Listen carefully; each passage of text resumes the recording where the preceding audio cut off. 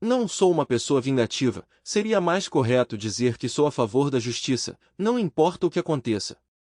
Entendo que nosso mundo muitas vezes não é justo, mas nada impede que essa justiça seja restaurada, certo? Minha esposa era uma verdadeira trapaceira, e você pode dizer que ela se aposentou dessa atividade, esperando que eu nunca descobrisse nada. Não foi bem assim. Eu sou metade do casal Dirk e Gretchen Van Vliet. Nós dois temos 42 anos, somos altos, magros, com cabelos loiros e olhos azuis, o que não é surpreendente dada a nossa herança holandesa. Não posso falar sobre como nossos amigos indianos e afro-americanos nos percebem, mas geralmente nossos amigos caucasianos provavelmente nos considerariam um 8 em uma escala de 1 a 10 em termos de atratividade. Temos 3 filhos, 2 meninos, Jurgen, escrito Jurgen na Holanda, que tem 18 anos, e Finn, que tem 14, assim como uma filha de 16 anos, Tess. Todos eles compartilham nossos traços altos, loiros e de olhos azuis. Eles são as fontes de imensa alegria na minha vida, e acredito que Gretchen sente o mesmo. Nosso casamento tem sido, para simplificar, confortável. Nós nos damos bem, raramente discutimos, compartilhamos visões políticas semelhantes e temos ideias alinhadas sobre criação de filhos e disciplina. Acreditamos em estabelecer e impor regras consistentemente, com exceções feitas apenas por razões convincentes, e em fornecer aos nossos filhos amor, atenção e apoio sem mimá-los. Acho que essa abordagem tem sido bem-sucedida, pois nossos filhos são bem ajustados, compassivos, mas determinados e ambiciosos. Gretchen próspera como uma corretora imobiliária comercial de sucesso, enquanto eu sirvo como gerente de engenharia supervisionando o controle de qualidade para uma empresa que começou como uma startup quando entrei, mas que desde então cresceu e se tornou uma grande corporação multinacional. Financeiramente, estamos estáveis, residindo em uma casa agradável localizada em um subúrbio ao norte da Virgínia, em Washington, D.C.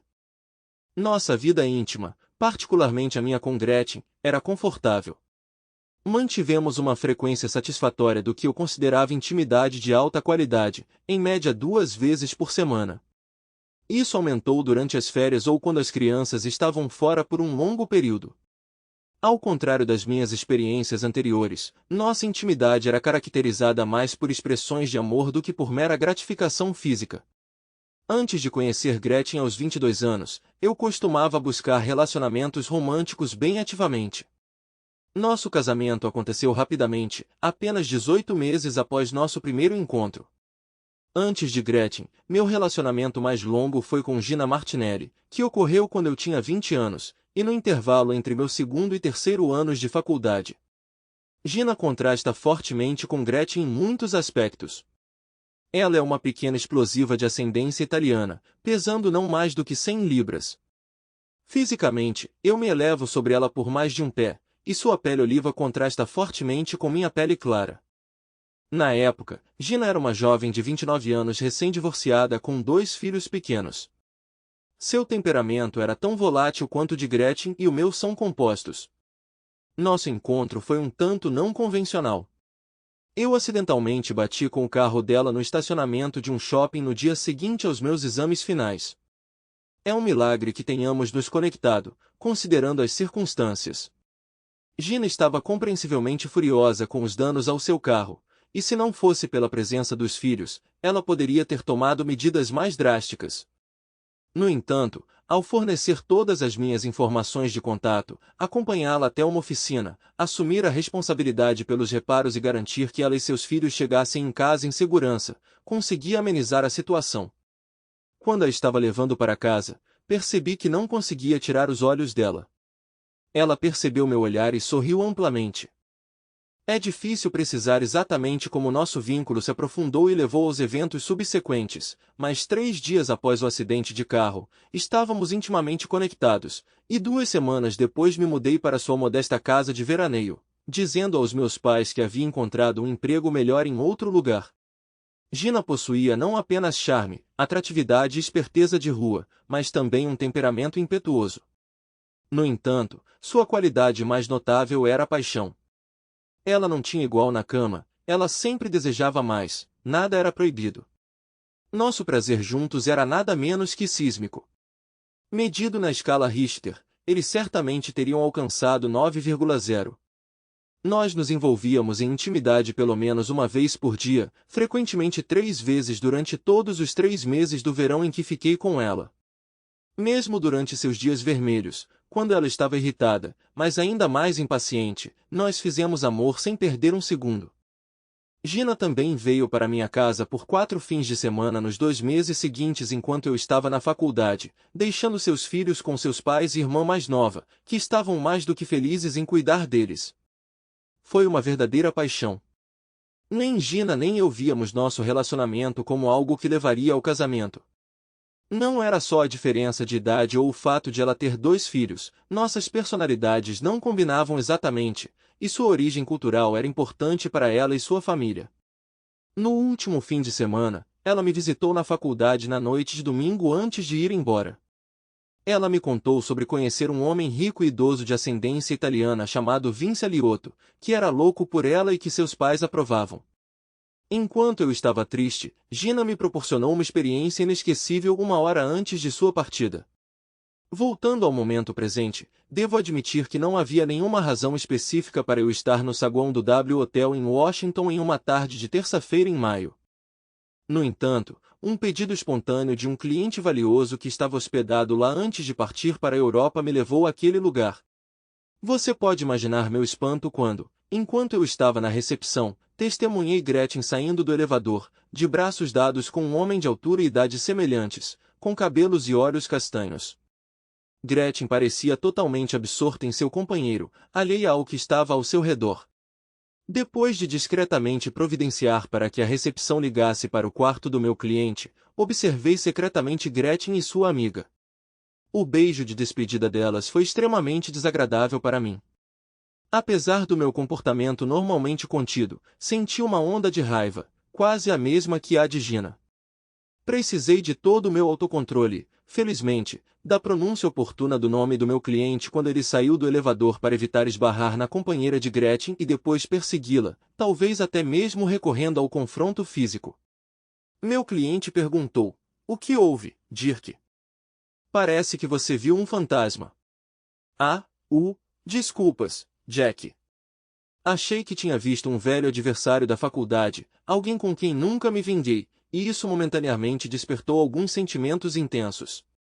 Mas logo percebi que não era ele, então voltarei ao meu composto de sempre em um momento, expliquei, tentando sorrir.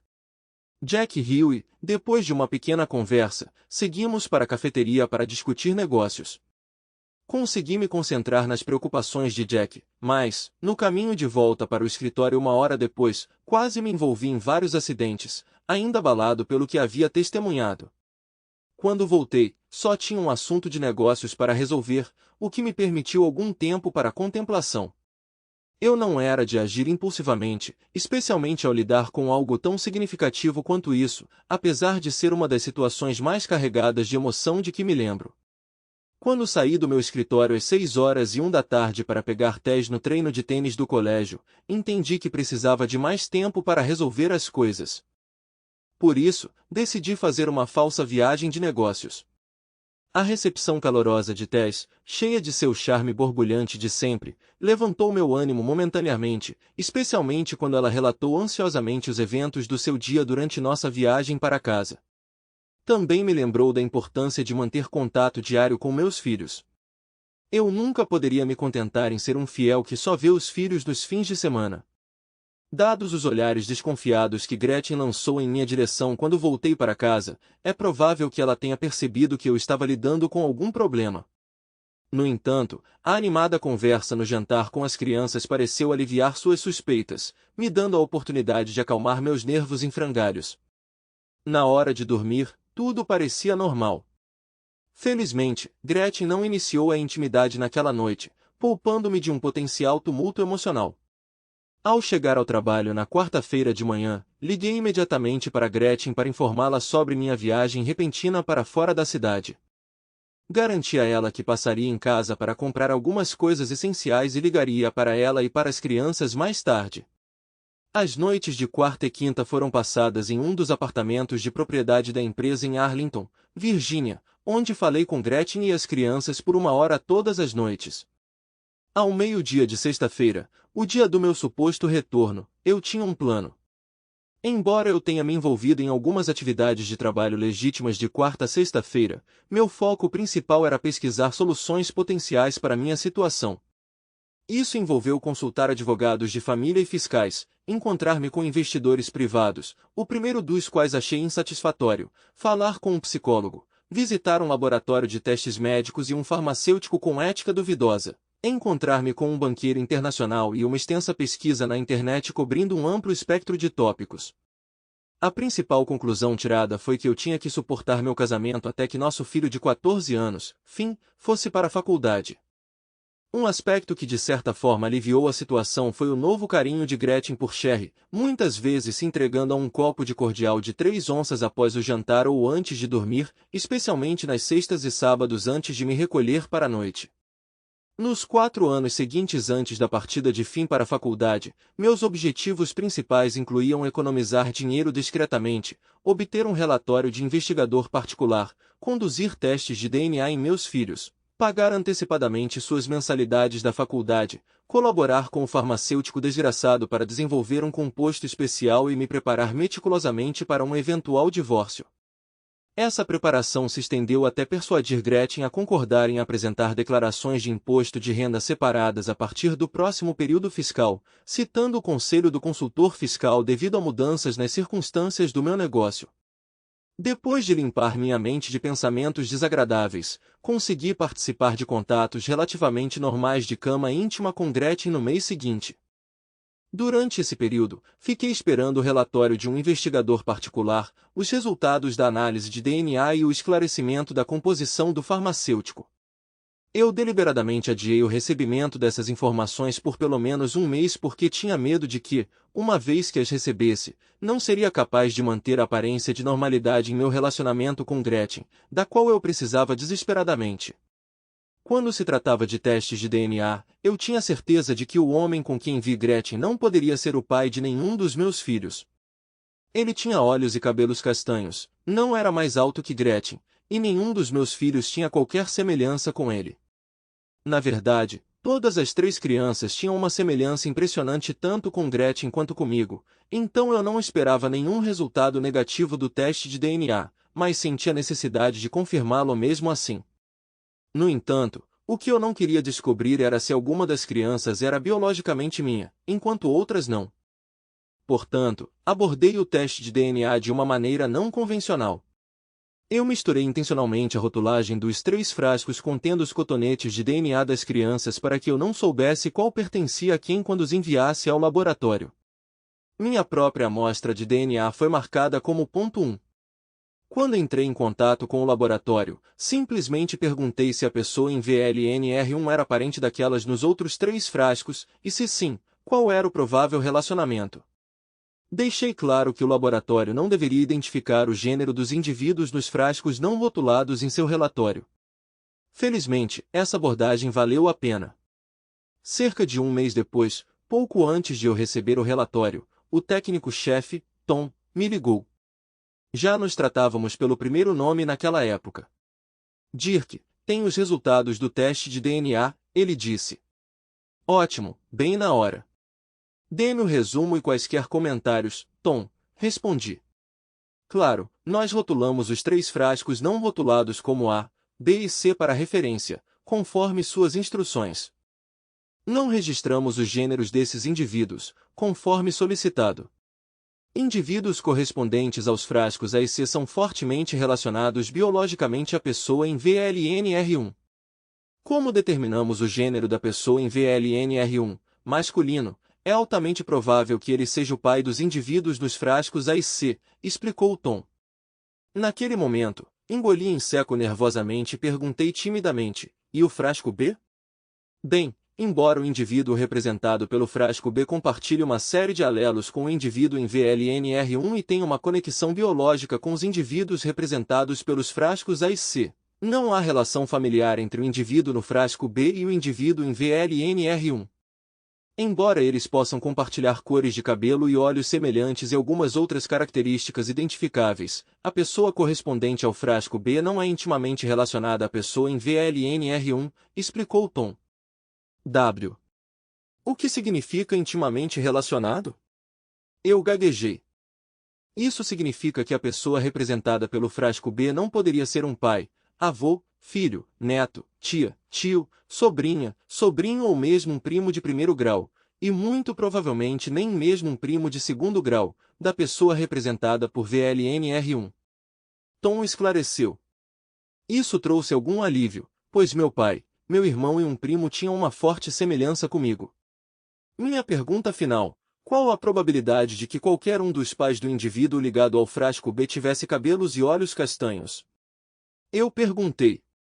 Tom riu. A probabilidade está em torno de 1%. Obrigado, Tom.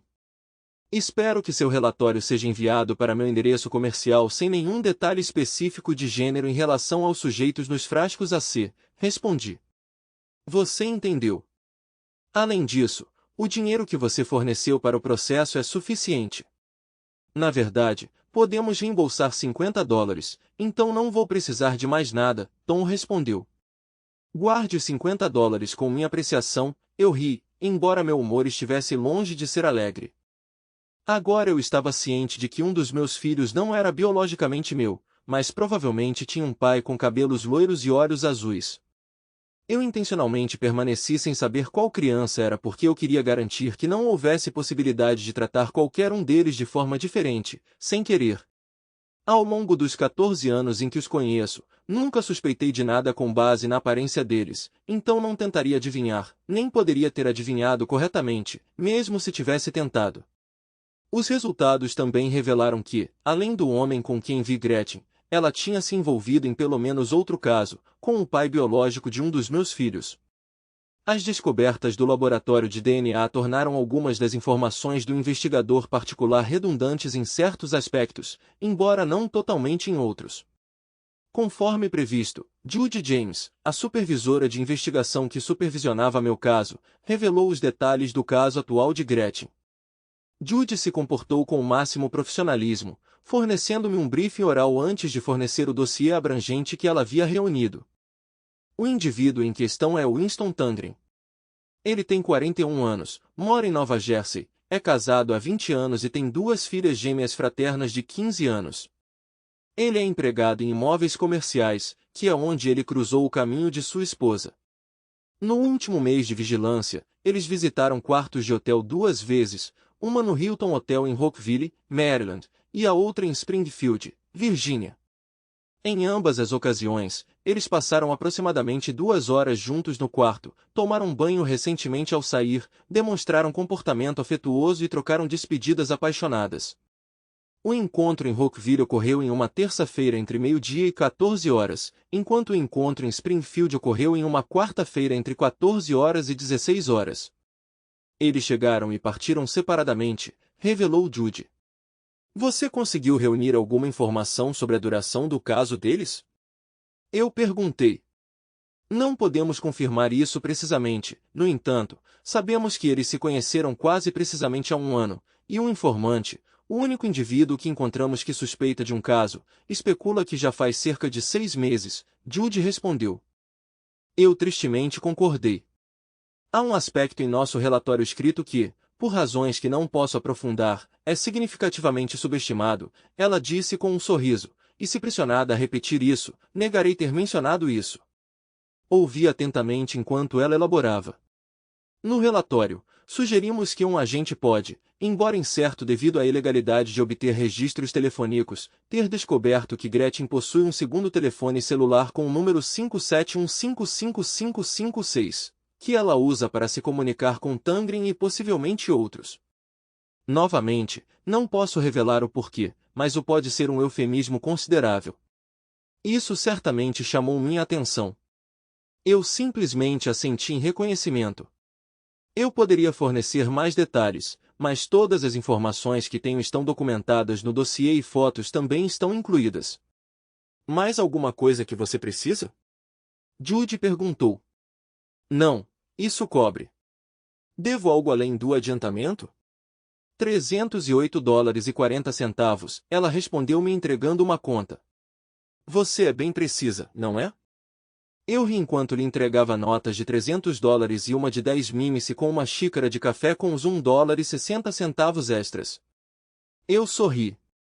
Obrigada, generosa gorjeta, ela respondeu com um sorriso. O farmacêutico desgraçado ficou satisfeito em receber minha tarefa.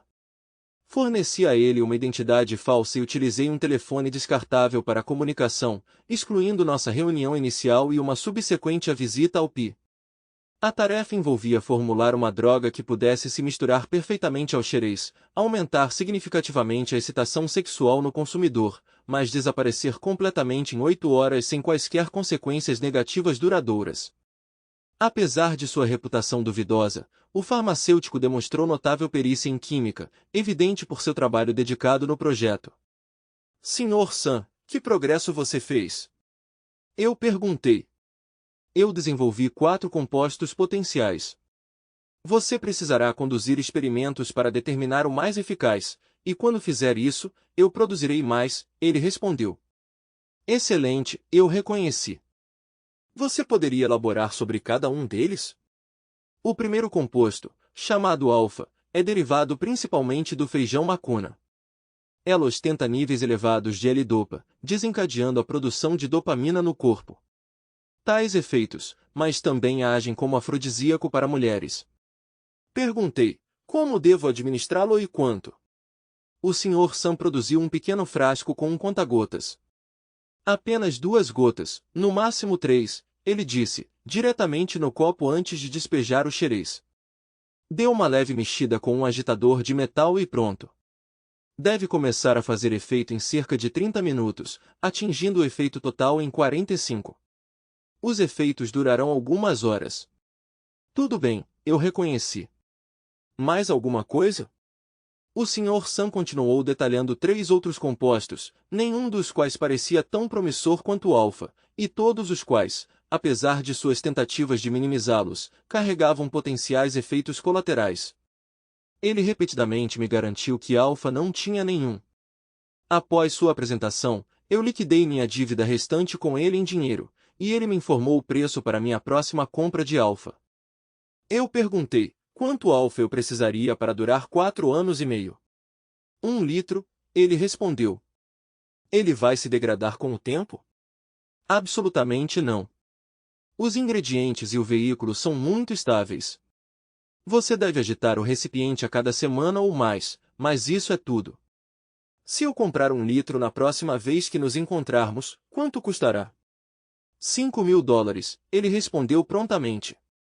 Apertamos as mãos e eu parti.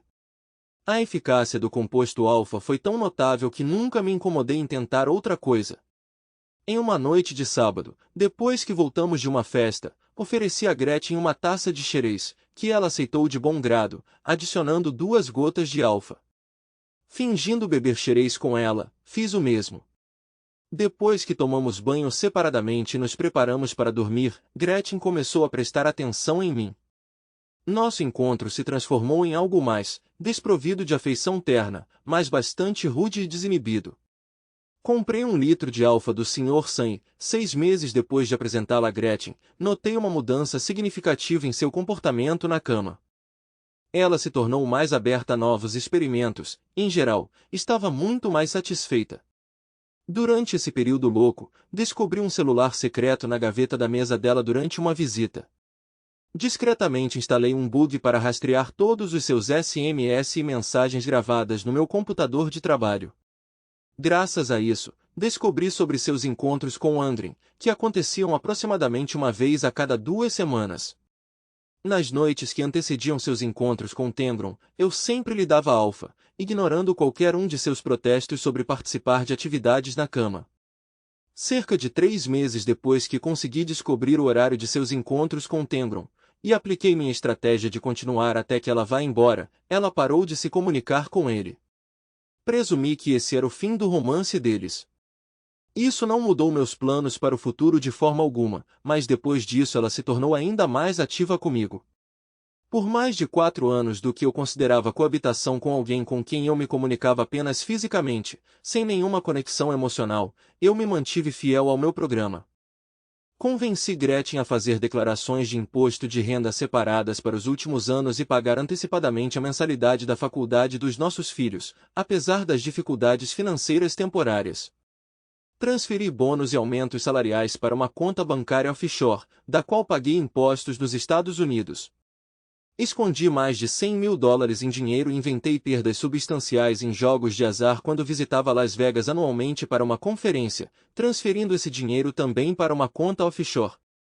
Durante esse período, a ideia de estabelecer a paternidade dos meus 3 filhos nunca passou pela minha cabeça. Eu tinha ótimos relacionamentos com todos eles, talvez até uma conexão mais próxima com Tess do que com os meninos. Tess frequentemente vinha até mim para pedir conselhos sobre vários assuntos, muitas vezes me preferindo a Gretchen, o que parecia incomodar Gretchen um pouco.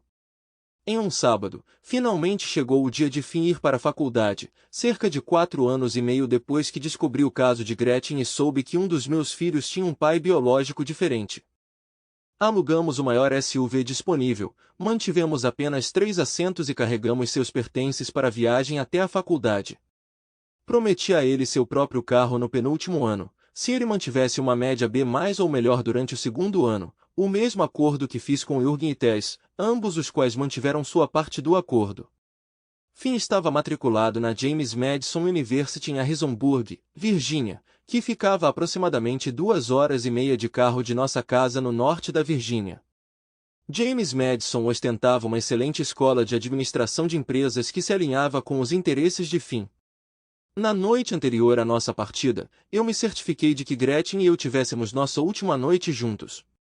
Na manhã seguinte, eu sabia perfeitamente bem que esta seria a última vez que estaríamos próximos.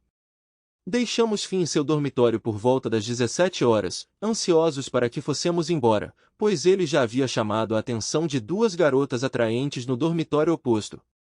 Nosso destino era a Virgínia do Norte. Fiz uma ligação para garantir que todos os pertences que eu queria da nossa casa, que eu ainda não tinha discretamente levado nas últimas 2 semanas, estavam agora no meu novo apartamento, a apenas 2 quarteirões do meu escritório. Mandei uma mensagem de texto para o oficial de justiça para confirmar nosso encontro na primeira saída de Woodstock na Rota 81 em 45 minutos. Quando saímos, aparentemente para abastecer e ir ao banheiro, examinei a área em busca do oficial de justiça enquanto Gretchen foi ao banheiro feminino. Para minha surpresa, o oficial de justiça já estava lá, tendo enviado uma mensagem de texto com sua localização a apenas 20 metros de distância.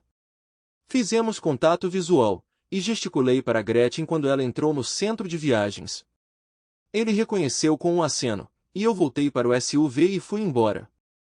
Na próxima saída, parei para abastecer e ir ao banheiro, ignorando as chamadas repetidas do toque distinto de Gretchen. Por fim, fui direto para meu apartamento e aproveitei uma noite de sono tranquila no sábado e no domingo. Descrever Gretchen como brava seria um eufemismo. Eu esperava precisar falar com ela em algum momento, então, quando ela ligou para meu escritório na segunda-feira de manhã que atendi, ela começou a falar, gritando comigo. Terminei a ligação abruptamente. Ela ligou de volta, mas antes que ela pudesse falar eu interrompi alto. Se você levantar a voz eu desligo. Se você conseguir controlar sua raiva, podemos marcar um encontro. Embora claramente ainda chateada, ela se conteve para não gritar.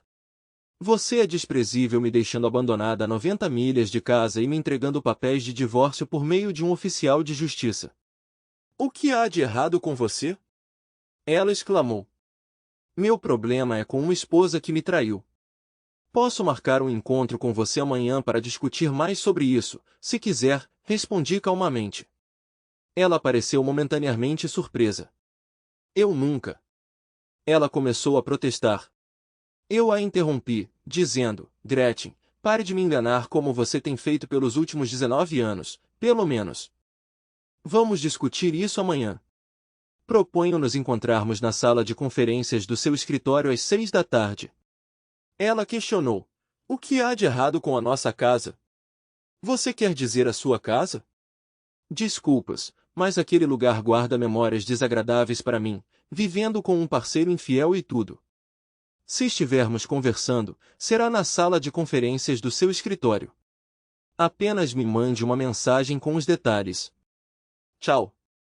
Mal posso esperar, concluí sarcasticamente antes de encerrar a ligação. Exatamente às 6 da tarde de terça-feira, entrei na sala de conferências B no escritório de Gretchen. Um homem de terno sentou-se ao lado dela. Antes de dizer qualquer outra coisa, olhei para ele e perguntei: quem diabos é você e por que está aqui? Podemos começar sem palavrões? Gretchen pediu. Claro, depois que você explicar quem diabos é esse cara e por que ele está aqui. Meu nome é Dr. John Bellows e sou conselheiro matrimonial. Gretchen me pediu para participar da nossa discussão. Ele declarou, levantando-se e estendendo a mão, que eu me recusei a apertar. Tudo bem, Dr. Bellows, conselheiro matrimonial. Se Gretchen quer você aqui, tudo bem para mim, desde que você assine um acordo de confidencialidade. Respondi enquanto me sentava em frente a ele e Gretchen. Não é necessário. Vai contra a ética da minha profissão. Ele começou antes que eu o interrompesse. Desculpe, mas ou você assina o acordo, sai, ou eu saio, eu retruquei.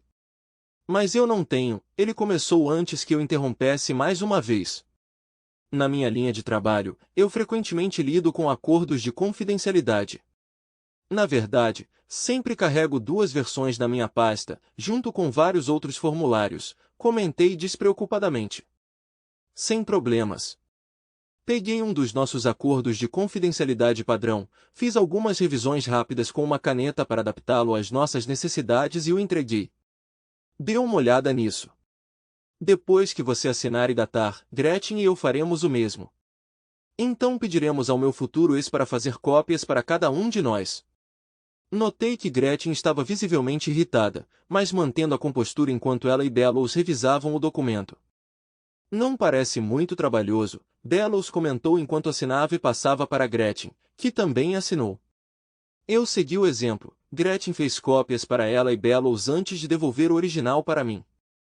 Obrigada, eu disse, colocando o documento de volta na minha pasta.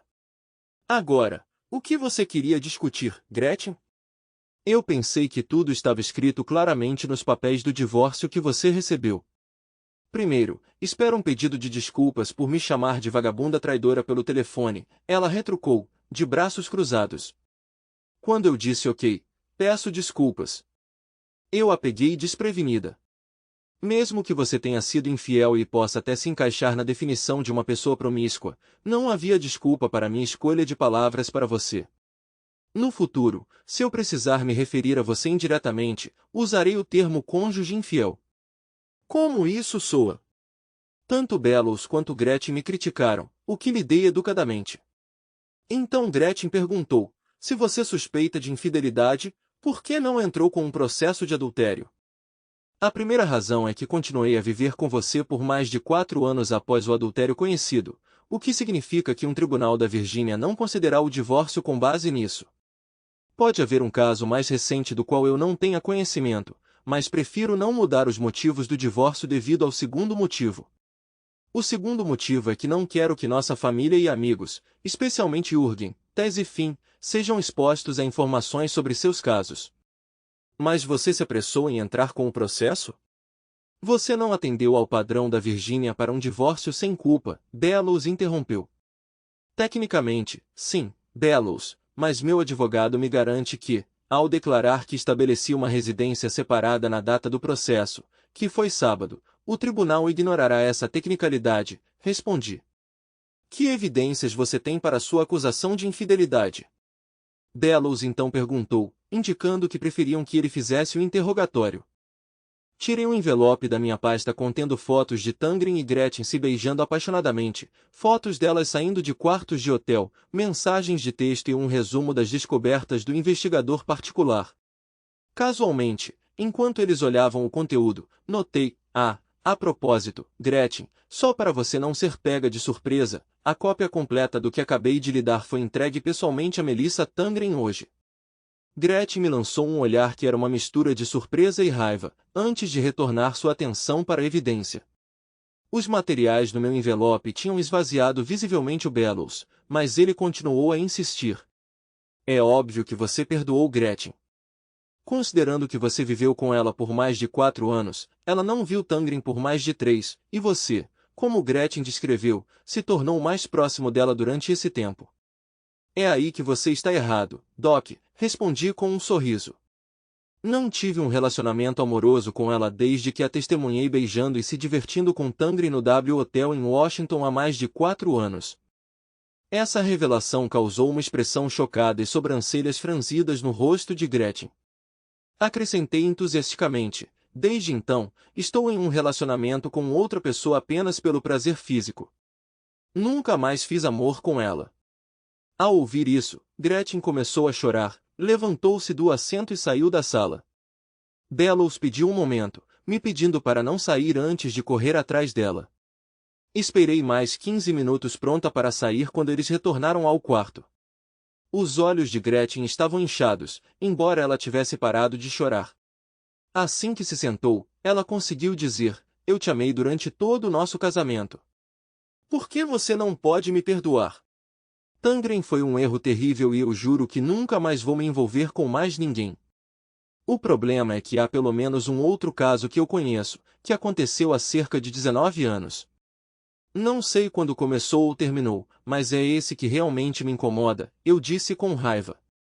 Não entendo do que você está falando, Gretchen fungou.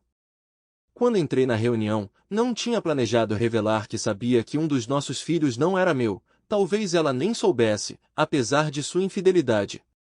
Mas ver o olhar em seus olhos me fez perceber que as coisas poderiam ficar feias e custosas a menos que ela entendesse meu profundo desgosto por ela. De repente, uma ideia me ocorreu. Tudo bem, aqui está o acordo, vamos alterar nosso acordo de confidencialidade. Se você, Gretchen, algum dia revelar o que estou prestes a lhe contar, com Bellows como nossa testemunha, vinculado à confidencialidade também, você me deverá $1 milhão, combinado? Ela e Bellows trocaram sussurros por um momento. Certo, ela finalmente disse. Recuperei o acordo original e inseri um parágrafo adicional. Tanto Gretchen quanto Bellows assinaram e dataram abaixo do parágrafo adicionado, assim como eu. Gretchen fez cópias para si mesma e Bellows, devolvendo o documento original para mim. Certo, conte tudo, Gretchen exigiu, braços cruzados sobre o peito. Simplificando, um dos Jürgen-Tesifin não é biologicamente relacionado a mim. Eu escolhi deliberadamente não saber qual deles para evitar qualquer viés subconsciente em como os trato, mas tenho certeza desse fato, expliquei solenemente. Gretchen ficou atordoada em silêncio, visivelmente surpresa. A menos que ela fosse uma atriz excepcional, ela estava genuinamente surpresa com a paternidade de um dos nossos filhos. Bellows teve que falar por ela. Como você pode ter certeza? Bellows perguntou. Por meio de teste de DNA, respondi, entregando-lhes outra pasta da minha maleta. Vocês podem examinar isso pelos próximos 15 minutos, mas não podem fazer cópias, e eu também não vou fornecer uma. Expliquei ainda que estruturei o teste de modo que não soubesse quais frascos correspondiam a cada criança. Enquanto Gretchen e Bellows revisavam o relatório, Gretchen ficava cada vez mais desanimada. Depois de uns 10 minutos, eles terminaram de ler.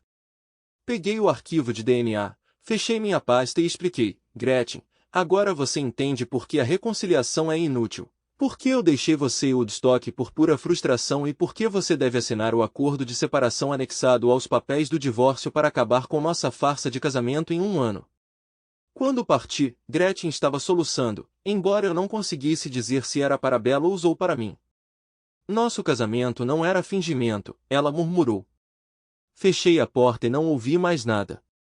Gretchen, sentindo-se derrotada, assinou os papéis com relutância, mas isso era só o começo. Apesar dos meus esforços para permanecer positiva, nossos filhos ficaram chateados. Eu assegurei a eles que Gretchen e eu manteríamos um relacionamento amigável e até mesmo celebraríamos feriados juntos. Cerca de 2 meses depois, tive um encontro inesperado com Winston Tangren. Claramente embriagado, ele invadiu meu escritório, ignorando as objeções da minha secretária. Ele me acusou de arruinar sua vida enviando algo para sua esposa e falando com Melissa ao telefone. Aproveitando o momento, respondi confrontando-o fisicamente. Dei um soco e um chute, garantindo que minha resposta fosse proporcional. Devido à vantagem física significativa que eu tinha sobre ele, Winston sofreu ferimentos graves. Felizmente, com a declaração da minha secretária, as imagens de segurança e a avaliação de um médico confirmando a extensão limitada da altercação, não enfrentei consequências legais. Gretchen não sabia que sua família havia tentado uma intervenção comigo, até mesmo se oferecendo para mediar. Apesar do meu bom relacionamento com o pai de Gretchen, Hans, que era um orgulhoso holandês, fiquei surpreso que ele concordou com a intervenção. Parecia que Lotte e Julia estavam determinadas a salvar o casamento, deixando Hans com pouca escolha a não ser participar. Para minha surpresa, o marido de Julia, Stan, também compareceu, embora eles tenham me dado a cortesia de ligar antes de chegar ao meu apartamento. Eu os recebi educadamente, oferecendo bebidas e biscoitos. Eu sempre tive uma opinião favorável de Hans, Lotte e Julia, mas não tanto de Stan, e não vi razão para ser indelicado a menos que as coisas piorassem. A conversa se desenrolou previsivelmente. Apesar das tentativas de manter a cordialidade, Lotte e Julia derramaram lágrimas, enquanto Hans expressou seu descontentamento respeitosamente. Naquele momento, eu não tinha ideia sobre o pai biológico de um dos meus filhos. Considerando suas características, eu não conseguia apontar ninguém do nosso passado como um provável suspeito. No entanto, quando Stan fez um comentário rude e usou uma expressão sarcástica, uma percepção de repente me ocorreu. Stan e Julia residiam em um raio de 20 milhas de nós aproximadamente um ano antes de Jürgen nascer, até pouco antes da chegada de Finn, quando eles se mudaram para centenas de milhas de distância.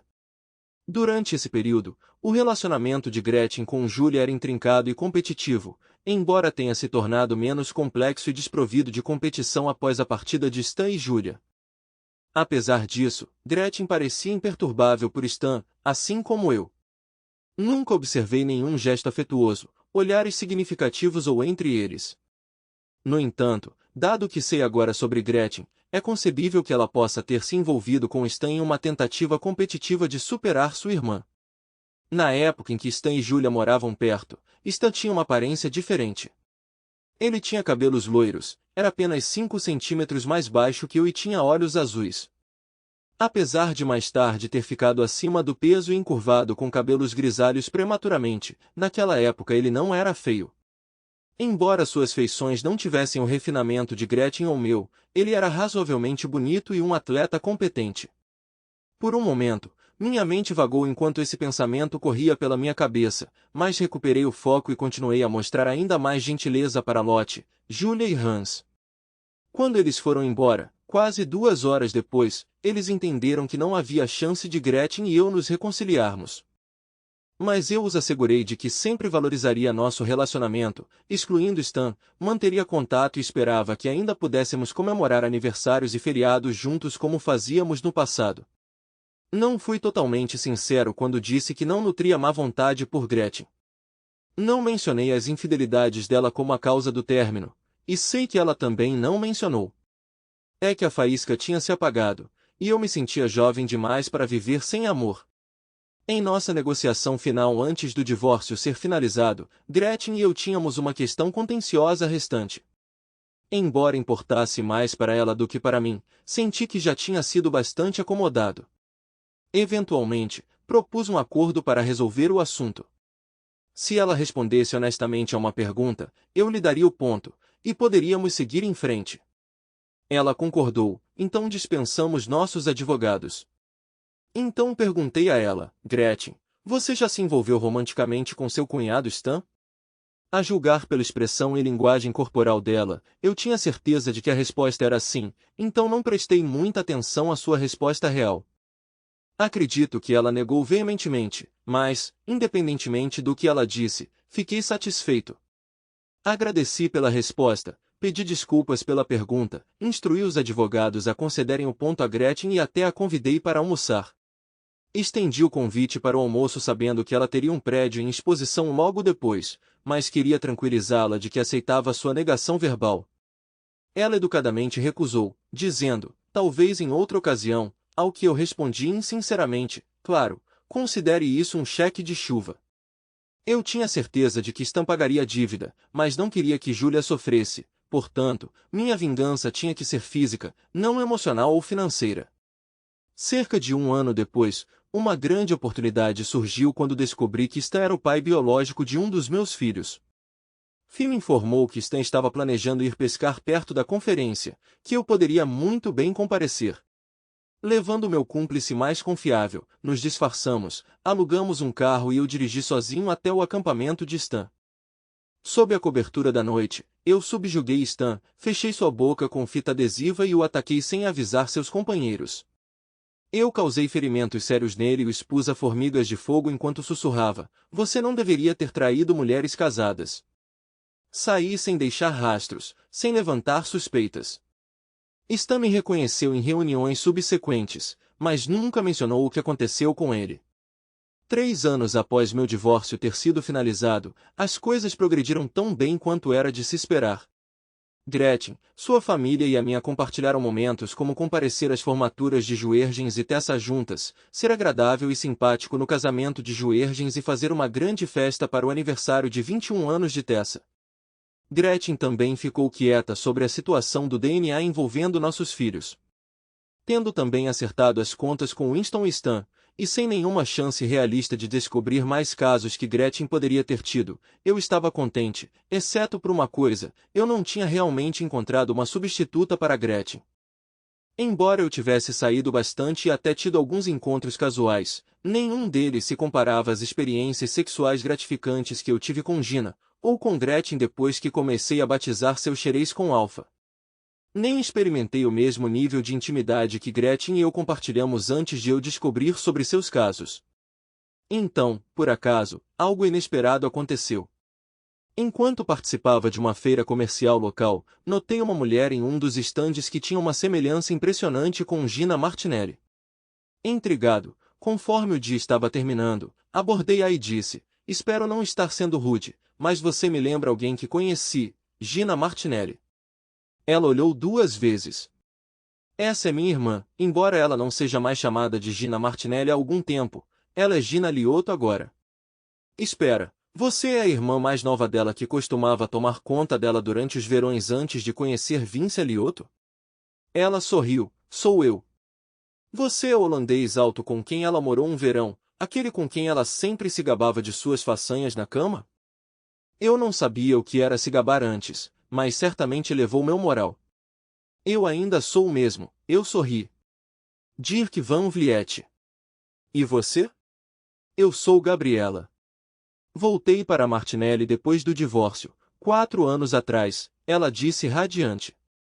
As memórias do meu tempo com Gina voltaram a me inundar instantaneamente. Lembrei-me da irmã dela, que parecia com ela, e estava no ensino médio na época. Gabriela deve ter uns 46 ou 47 anos agora, embora não parecesse ter mais do que 35.